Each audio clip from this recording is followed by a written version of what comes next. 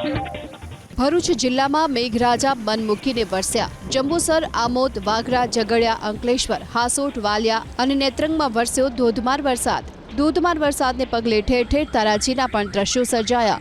અંકલેશ્વર જીઆઈડીસીના મુખ્ય રસ્તા પર જ 2 વૃક્ષ ધરાશાયી થતા ટેમ્પો અને કાર ક્ષતિગ્રસ્ત થઈ।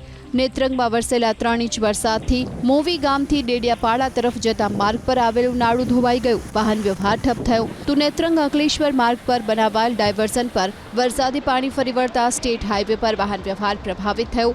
વાલિયાના ડહલી ગામ નજીક બનાવાયેલ ડાયવર્ઝન પર કીમ નદીના પાણી ફરી વળતા વાહન ચાલકો અટવાયા। તાપી જિલ્લામાં પણ વહેલી સવારથી જામ્યો છે વરસાદી માહોલ। સોનગઢમાં 5 ઇંચ, વ્યારામાં 0.5 ઇંચ, ડોલવડમાં 2.5 ઇંચ, વાલોડ અને કુકરમુંડામાં 2.25 ઇંચ વરસાદ। ધોધમાર વરસાદને પગલે વ્યારા શહેરની મોટાભાગની શાળામાં રજા જાહેર કરી દેવામાં આવી। તો વ્યારા તાલુકાના ભાનાવાડીથી લઈ વ્યારા તરફ જતો રસ્તો વરસાદી પાણીમાં ગરકાવ થયો, વાહન વ્યવહાર ઠપ થયો। ગ્રામ્ય વિસ્તારોમાં વરસેલા વરસાદથી ખેતરો પણ પાણીથી લબાલબ ભરાયા। ધોધમાર વરસાદને કારણે જિલ્લાના 6 જેટલા રસ્તા પર વરસાદી પાણી ફરી વળતા વાહન વ્યવહાર બંધ થયો। સારો વરસાદ વરસતા મીંઢોળા નદીમાં પાણીની ભરપૂર આવક થઈ। મીંઢોળા નદીનું જળસ્તર વધતા સાવચેતીના ભાગરૂપે વાહન વ્યવહાર બંધ કરી વૈકલ્પિક માર્ગ અપનાવવાની પણ અપીલ કરવામાં આવી। તો સોનગઢ તાલુકાના જંગલ વિસ્તારમાં આવેલ ધોધ પણ સક્રિય બન્યા। નયનરમ્ય દ્રશ્યો સર્જાયા।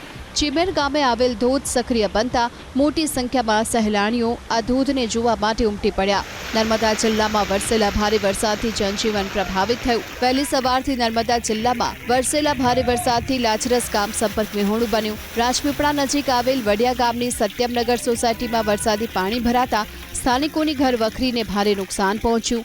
ભારે વરસાદને કારણે વડિયાથી કરાઠા તરફ જતો રસ્તા પર વરસાદી પાણી ફરી વળતા વાહન વ્યવહાર ઠપ થયો। બીજી તરફ લોકો પણ જીવના જોખમે પાણીમાંથી વાહન પસાર કરવા મજબૂર બન્યા। ભદામ, વડિયા, કરાઠા, લાચરસ, માંગરોળ સહિતના ગ્રામ્ય વિસ્તારોમાં જળબંબાકારની સ્થિતિ સર્જાઈ છે। યાલ મોવી ગામે નાળું તૂટતા ડેડિયાપાડા, રાજપીપળા વચ્ચેનો વાહન વ્યવહાર પ્રભાવિત થયો।